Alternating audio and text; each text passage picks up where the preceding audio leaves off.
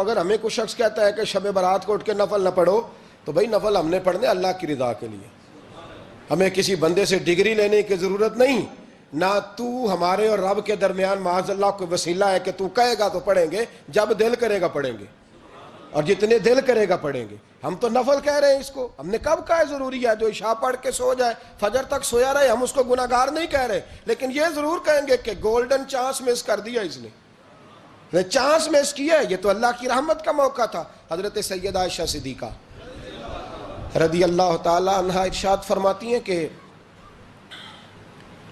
شعبان کی 15ویں رات تھی، یعنی شب برات کی رات، فرماتی ہیں شعبان کی 15ویں رات تھی، میں نے اچانک نظر ڈالی تو حضور میرے بستر میں تھے، پھر میری نظر پڑی تو حضور نہیں تھے، میرے دل میں گمان آیا، خیال آیا کہ شاید کسی اور زوجہ کی طرف حضور کا میلان تباہ ہو گیا ہو، وہاں تشریف لے گئے ہوں۔ فرماتی میں اٹھی باہر گئی تو نبی کریم علیہ السلام جنت البقیع میں تھے، قریب ایک جگہ پہ حضور دعائیں مانگ رہے تھے۔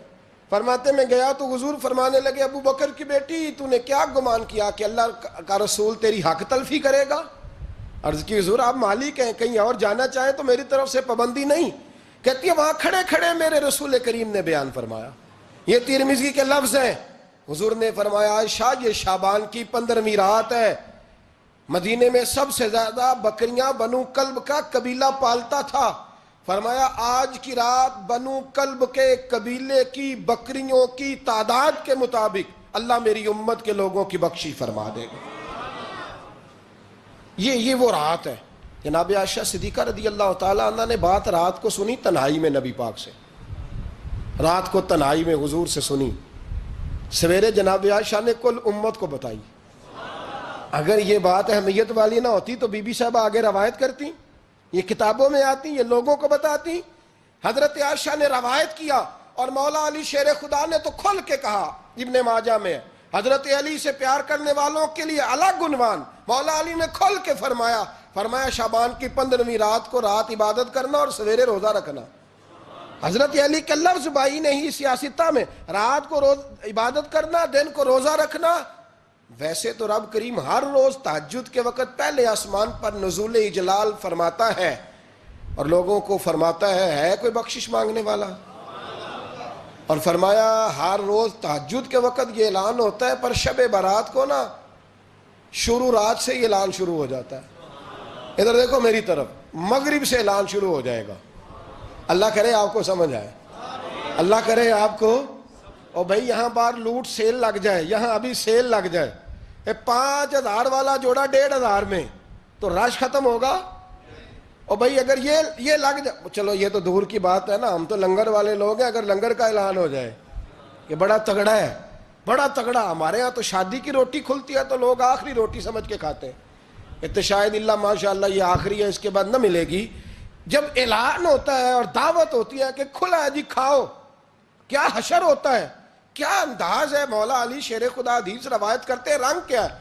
فرمایا باقی راتوں میں نا تھوڑا سا پیکج ہوتا ہے، تھوڑا سا، آخری حصے میں رات کے شب برات کو نا رات چڑھتے ہی اللہ پہلے آسمان پر جو اس کی شان کے لائق ہے نزول جلال فرماتا ہے، اور پہلا جملہ یہ فرماتا ہے کوئی معافی مانگنے والا؟ اللہ کرے آپ کو سمجھ آئے، یعنی معافی دینے والا کہہ رہا ہے چلو آؤ ادھر، آؤ ذرا معافی مانگو، میں معاف کرنے آیا ہوں، مانگو معافی، ہے کوئی معافی مانگنے والا؟ معاف کر دیں گے۔ اور آپ فرماتے ہیں ہے کوئی رزق مانگنے والا؟ وہ جو بڑی درخواستیں دیتے پھرتے ہیں نا مختلف اداروں میں، وہ ایک درخواست نا کل شب برات والی رات بھی دیں۔ اللہ کرے آپ کو سمجھ آئے۔ وہ جو کہتے ہیں نا بڑی بڑی کمپنیوں میں نے اپلیکیشن جمع کرائی ہے تو کہیں کام نہیں بن رہا تو نسخہ دے رہا ہوں، ایک اپلیکیشن کل رات بھی جمع کراؤ انشاءاللہ کام بن جائے گا۔ اور میں نہیں کہہ رہا، مولا علی شیر خدا فرما رہے ہیں، اور وہ خود نہیں فرما رہے، وہ نبی پاک کا فرمان نقل کر رہے ہیں، اور وہ رسول اللہ صلی اللہ علیہ وسلم کی بات نہیں بیان کر رہے، وہ کہتے ہیں رب فرماتا ہے کوئی روزی مانگنے والا؟ سارے سیٹھوں، نوابوں، جاگیرداروں کے پاس جا جا کے تھک گئے ہو، ایک دن میرے کہنے پر، ایک رات، ایک دیہڑی ذرا شب برات والی لگا کے تو دیکھو، پر شرط یہ ہے کہ یقین کامل ہو، ارادہ یہ، مطلب اللہ معاف کرے، آپ نے ناراض نہیں ہونا، لیکن وہ ماحول اس طرح کا ہے کہ شب برات کو ایک دو ساتھی کو کہا رات کو عبادت کر کہتے جی وہ تو ٹھیک ہے پر سویرے چھٹی نہیں، کام کرنا ہے. یعنی رب کہہ رہا ہے کہ تو آ جا شب برات کی رات، جو مانگے گا وہ تجھے. لیکن یہ ادھر نہیں توجہ کر رہا، یہ کہتا ہے سویرے 10 بجے دکان نہ کھلی تو مشکل ہو جائے گی، دفتر نہ گیا تو حالات. آپ دیکھیں ذرا، اب جب یقین اس طرح کا ہو تو پھر تو بھائی ساری زندگی اداروں میں درخواستیں دینی ہیں. پھر آپ جیسا آپ کا مزاج ہوگا، اللہ تعالیٰ تو بندے کے گمان کے قریب ہے.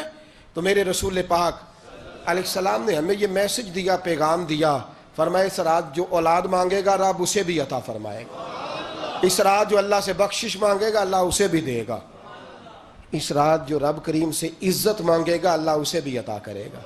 شارحین نے لکھا اس رات جو رب سے پردہ پوشی مانگے گا اللہ اسے پردہ پوشی بھی عطا کرے گا. جو جنت کا سوالی ہوگا رب اپنے فضل سے عطا فرمائے گا. کوشش فرمائیں، کوشش فرمائیں. 10 محرم کو ہمارے ہاں لوگ جاتے ہیں قبرستان، وہ کسی حدیث سے ثابت نہیں، میں منع نہیں کر رہا، جائیں 9 محرم کو جائیں، 10 کو جائیں، 11 کو جائیں، 8 کو جائیں، سفر میں جائیں، ربیع الاول میں جائیں، قبرستان میں جب بھی جائیں، منع نہیں ہے. لیکن شب برات والی رات تو خود رسول کریم گئے ہیں نا قبرستان. اب جو بات میں نے سمجھانی ہے اس کو سمجھیں. نبی پاک کی والدہ کا مزار نہیں ہے وہاں جنت البقیع میں. حضور کے کو بھائی بہن، حضور کیا کرنے گئے؟ امت کی بخشش کے لیے گئے. شب برات کی رات لالچی نہ بنے کہ صرف میں نے اپنے لیے روزی مانگنی ہے، کل امت کے لیے مانگے رب کریم سے. مانگے اپنے بھائی کے لیے، مانگے اپنی بہن کے لیے، مانگے اپنے بیٹے کے لیے، مانگے اپنی بیٹی کے لیے، مانگے اللہ کریم سے. یہ مانگنے کی رات ہے. پچھلی راتی رحمت رب دی کرے بلند آوازہ، بخشش منگن واریاں کارن کھلا جے دروازہ. آئیں اللہ کی بارگاہ میں اس رات کو کھل کے دعا مانگیں. قبرستانوں میں نا کچھ قبریں ایسی ہیں کہ جو بتاتی ہیں کہ سالوں بیت گئے ہیں کوئی آیا نہیں. کچھ قبریں بتاتی ہیں. اور کچھ بڑے قبرستان بڑے شہروں میں ایسے بھی ہیں کہ جن کا گورکن کہتا ہے کہ مجھے کمیٹی نے کہہ دیا ہے جہاں 4-5 سال کوئی نہ آئے وہاں نئی قبر بنا دیا کرو. وہاں نئی قبر بن جاتی ہے معاذ اللہ. او بھائی کچھ ہیں ایسے، کچھ ہیں. یہ جائیں نا اکبر بادشاہ یہاں لیٹا ہے لاہور میں، تو شعر لکھا ہوا ہے بر مزارے ماں غریباں نے گلے پروانہ سوزز نے صدائے بلبلے. فارسی کا مقولہ لکھا ہے اس کی قبر پہ، کہتا ہے میں وہ غریب ہوں. اعلیٰ بادشاہ ہے مقبرے میں لیٹا ہے، کہتا ہے میں وہ غریب ہوں کہ نہ یہاں کوئی پروانہ آتا ہے نہ بلبل آ کے گیت گاتی. کوئی آتا ہی نہیں، کوئی فاتحہ نہیں پڑھتا، کوئی فاتحہ نہیں پڑھتا. او بھائی کئی قبریں ایسی ہیں جن پہ سالوں بیت گئے کوئی لوٹا نہیں. اور مشکات میں حدیث ہے میرے نبی کریم علیہ السلام نے فرمایا جو قبر میں ہوتا ہے وہ تو اس آدمی کی طرح ہے جو دریا میں ڈوب رہا ہے اور وہ انتظار کر رہا ہے کہ میرا بیٹا میرے لیے دعا مانگے، میری بیٹی دعا مانگے. پر بیٹے کو تو 27 سال ہو گئے، ملک سے باہر ہے، کاغذ بنے گے تو ابے کی قبر پہ آئے گا نا. اس کے تو کاغذات ہی نہیں مکمل ہو رہے. وہ بیٹے کو تو مشکل ہے بڑی، وہ تو کاغذات نہیں بن رہے. وہ تو دولت کا مطالبہ پورا ہوگا تو جب ہی وہ کام ہوگا نا. انتظار ہو رہا ہے قبروں میں میرا بیٹا دعا کرے، میرا بھائی دعا کرے.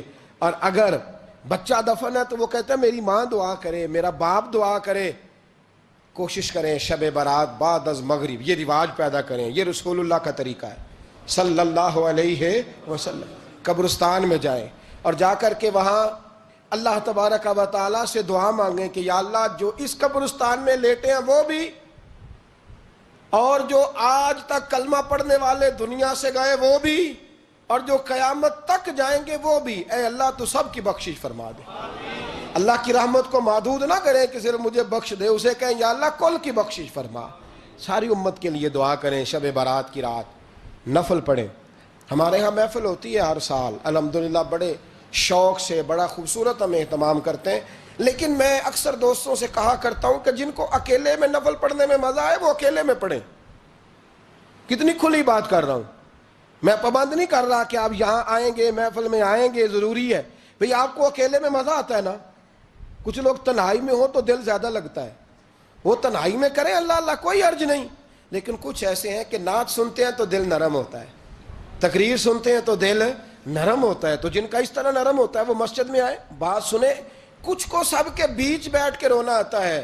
حضرت سعدی شیرازی فرمایا کرتے تھے کچھ لوگوں کے آنسو مجھے رلا جاتے ہیں. فرماتے ہیں کچھ کی آنکھیں دیکھ کے رو پڑتا ہوں, لہٰذا میں جب بھی ذکر کرتا ہوں محفلوں میں بیٹھ کے کرتا ہوں. تنہائیوں میں مجھ سے نہیں ہوتا, تو جس سے نہیں ہوتا وہ آئے نا, مسجد میں آئے, رات عبادت کریں. کل مغرب سے پہلے پہلے کام سمیٹ لیں سارے, اور مغرب کے بعد یہ رات شروع ہوگی, مغرب کے بعد ایک چھٹی کر لو اللہ رسول کے لیے. کر لیں گے انشاءاللہ تعالی ایک چھٹی. اور توبہ کی رات ہے, یہ توبہ کرنی ہے. توبہ کس کو کہتے ہیں؟ توبہ کا معنی ہے پچھلے گناہ پر پچھتانا, شرمسار ہونا. کہتے نہیں اے کاش میں نہ کرتا, اور وہ لفظوں میں نہیں, جملوں میں نہیں, توبہ رٹی رٹائی نہیں. شرمسار ہونا اور آئندہ گناہ نہ کرنے کا پکا ارادہ کرنا, اس کا نام توبہ ہے. دیکھیں اللہ تعالیٰ فضل کرے, میں نے پچھلے سال کہا تھا پھر کہتا ہوں, مسجدوں سے نا شب برات کی رات, شب قدر کی رات چیخوں کی آوازیں آتی ہیں, لوگ اتنا روتے ہیں. روتے ہیں نا, رونا چاہیے. کم روتے ہیں, زیادہ رونا چاہیے. لیکن سوال یہ ہے کہ اتنا زیادہ لوگ شب برات کی رات روتے ہیں, کیا پھر سویرے بددیانتی ختم ہو جاتی ہے؟ جو رات مسجد میں کھل کے رو کے آیا ہے اس کا پروگرام ہے نا کہ اب ملاوٹ کبھی نہیں کرے گا, اب گاہکوں سے جھوٹ کبھی نہیں بولے گا, اب وہ بددیانتی کا معاملہ کبھی نہیں کرے گا. لیکن رات روتا بھی رہے اور سویرے پروگرام یہ ہو کہ میں نے پھر لوگوں کو فریب دینا ہے, داؤ لگانا ہے, تو اس نے توبہ کیا رات کے, یہاں بس یہ ایکٹنگ کر کے لوٹ آیا ہے. یعنی بڑی سجا بنا کر کے, سوار کر کے رات توبہ کی. کیا مطلب ہے توبہ کا؟ کہ توبہ آپ نے کی. حضرت حسن بصری سے کسی نے کہا توبہ کیا ہے؟ فرمانے لگے توبہ یہ ہے کہ جس گلی سے رب نے تجھے منع کیا ہے دوبارہ پھر تو اس گلی میں نظر نہ آئے, تو نظر ہی نہ آئے. اور جس جگہ جانے کا رب نے تجھے حکم دیا ہے پھر تو دوبارہ وہاں سے غیر حاضر نہ ہو. اگر یہ پروگرام ہی نہیں, ارادہ ہی نہیں. بچے ایک دو مجھے کہنے لگے کل حضرت صاحب توبہ کے موضوع پر ہم نے گفتگو کرنی ہے, تو کوئی باپ بتائے کہاں پہ ہے. کچھ بچے شاگرد ہیں, کچھ مسجدوں میں جمعہ پڑھاتے ہیں. ایک نے مجھ سے کہا, تو میں نے کہا بیٹے پہلے مسجد میں جاؤ, 2 نفل پڑھو, توبہ کرو, توبہ کا ارادہ بناؤ. یہ رسم نہیں ہے. وہ نعت خواں بھی تو توبہ کر لینا جو شب برات کے دن لوگوں کو توبہ کرانے آیا ہے اور 25,000 کا سودا کر کے آیا ہے. تو آج اس کام سے تو توبہ کرنا, یہ نوٹ پھکوانے سے تو توبہ کرنا. یہ رسم ہے. ساری رات توبہ توبہ توبہ توبہ, یہ کیا معنی ہے اس کا؟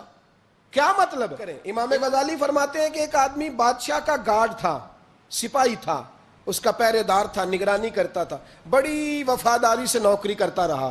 بادشاہ نے اسے تنخواہ کے علاوہ بھی بڑا نوازا, بڑا نوازا, بڑا نوازا. اسے بادشاہ نے بڑے الاؤنسز دیے, بادشاہ نے بڑا کچھ دیا, مکان دیا.